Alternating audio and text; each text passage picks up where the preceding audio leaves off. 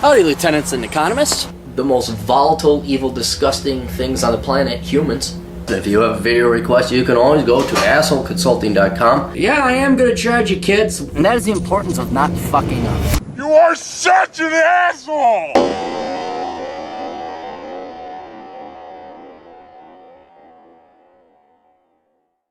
Hello all. Banker Cappy. This is what I look like every day when I went to the bank. I had to wear a suit, suspenders, you know. I even had a boss complain, you know, you don't have to wear the suspenders. That's kind of intimidating. Like, oh, okay, I'll just wear the double-breasted black suit with the power red tie. That won't be intimidating at all. No, but a beige, off-color white, you know, kind of got the Harlem Renaissance 1920s thing going on here. Two-tone shoes that go with, I don't have them here today. I got the brown two-tone shoes. Very sharp, Stacey Adams.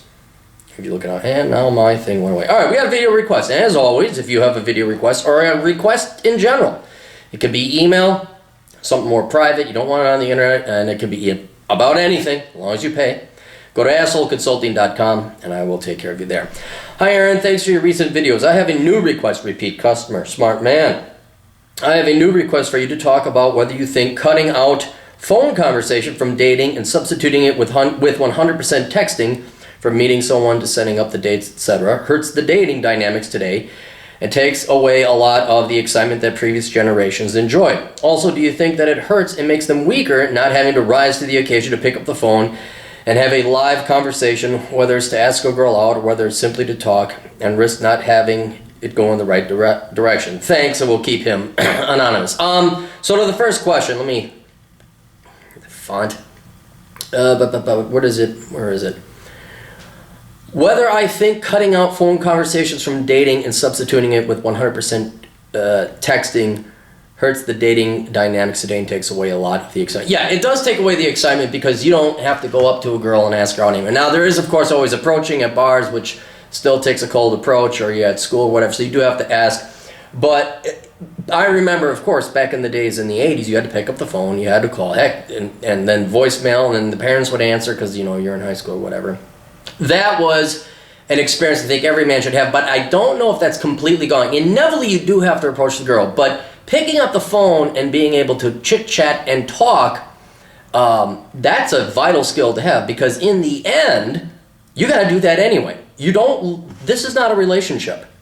This might be a tool to get to a relationship, but inevitably, you got to be in meet space. You got to actually hang out with that person and be with them in person, and whether you're talking over the phone or talking to them directly, you have to have that skill.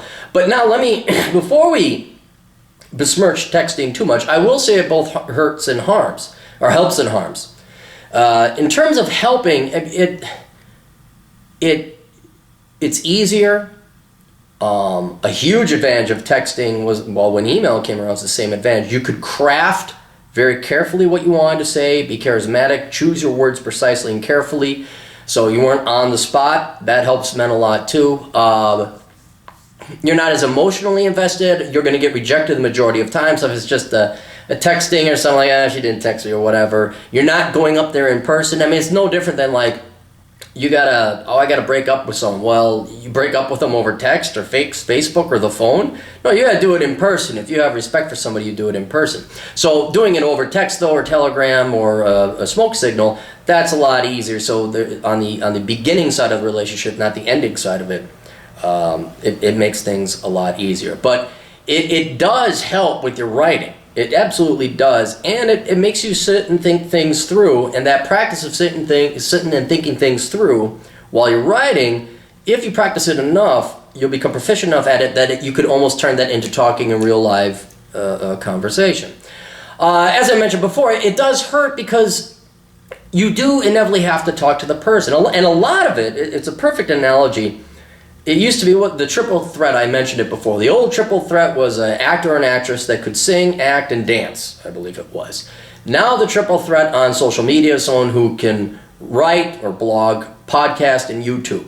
And it's kind of cool to see different people with different strengths and weaknesses. Matt Forney is an excellent writer, outstanding writer. I'm not too big of a fan of his podcast, though. He can't podcast.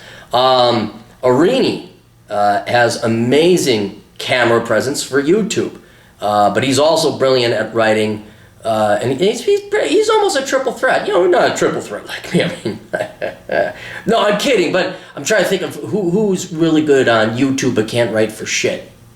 I know nobody in this sphere watches, but Gentle Marbles is obviously very good on camera. And I'm going to assume she probably can't write very well. I'm not saying she's illiterate. I'm just saying if Jenna Marbles came out with a book, Lord knows she probably already has one out.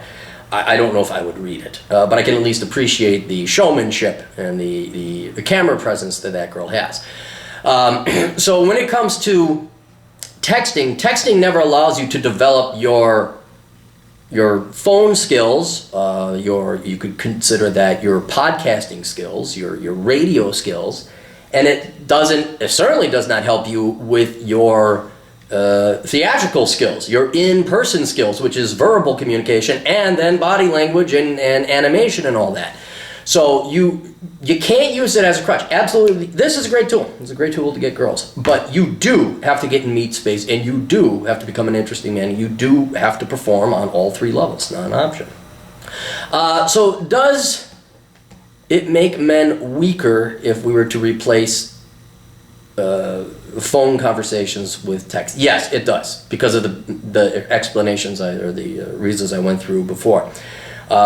You will not, it's just like working out. Muscles build up strength to resistance and practice, and you got to go out there and do that. You got to go and talk to girls in person. Even if you could text, it is not going to, no guy has ever died approaching a girl. Not one death has occurred in the history of men going up to a girl at a bar cold and getting her ass shot down. It is something that you got to do. It builds character, it builds a skin, it builds a good tough outer shell of armor, and it gives you the right psychology. And above all else, once you get through that wall of fire, it gives you comfort and confidence, so that you're not even thinking about it. Like, what do I say to a girl? That's the wrong question. It shouldn't even be what do you got to script every date? That's no. You got to be dancing on the fly, on the toes, to the point you're not even realizing it, to the point that you're like hanging out with your buddies. Do you ever say, what do I say to the guys? You don't worry about it because you're comfortable and you're confident. It doesn't even occur to you. Just blah, blah, blah. And so once you go through that hell and baptism by fire, and whew, you're looking good. Hey, go, what's I gonna say? What was I saying? You don't practice what you're gonna say to the guys. You just know. Yeah, you don't practice what you're gonna say to the guys. And you don't have a girl walk by with legs to throw you off.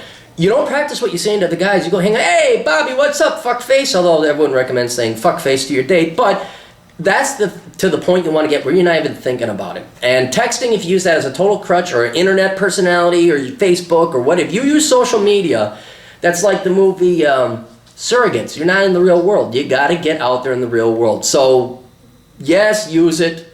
Don't eschew the technology.